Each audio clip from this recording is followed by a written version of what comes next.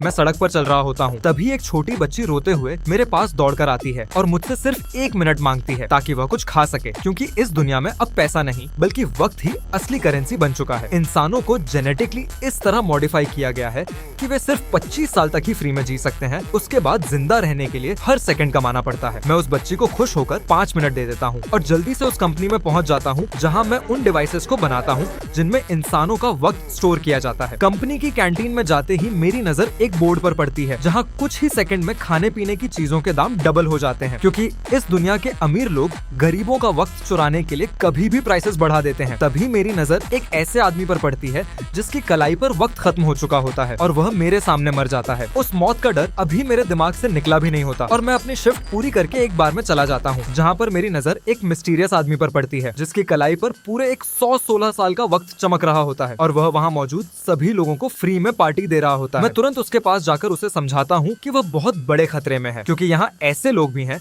जो किसी को भी मारकर उसका वक्त चुरा लेते हैं। लेकिन मैं अपनी बात पूरी कर पाता उससे पहले ही कुछ डेंजरस लोग गन्स लेकर बार के अंदर घुस आते हैं और उस आदमी को पकड़ने की कोशिश करने लगते हैं। पूरा बार अफरा तफरी से भर जाता है और मैं किसी तरह उसे अपने साथ लेकर पीछे के रास्ते से भाग जाता हूँ। हम दोनों पूरी रात एक सुनसान और टूटी हुई बिल्डिंग में छुपे रहते हैं। अगली सुबह जब मेरी आंख खुलती है तो मैं हैरान रह जाता हूँ, क्योंकि मेरी कलाई पर अब 116 साल का वक्त दिख रहा होता है, जबकि वह आदमी गायब हो चुका होता है। मेरे सामने सिर्फ एक नोट पड़ा होता है जिस पर लिखा होता है, मेरे वक्त को बर्बाद मत करना। मैं उसे ढूंढने के लिए पागलों की तरह दौड़ता हूँ और तभी मेरी नजर पुल के ऊपर बैठे उसी आदमी पर पड़ती है। मैं उसे बचाने के लिए पूरी ताकत से उसकी तरफ दौड़ता हूँ, लेकिन उससे पहले ही उसकी कलाई पर बचा आखिरी सेकंड भी खत्म हो जाता है और वह पुल से नीचे गिरकर मर जाता है।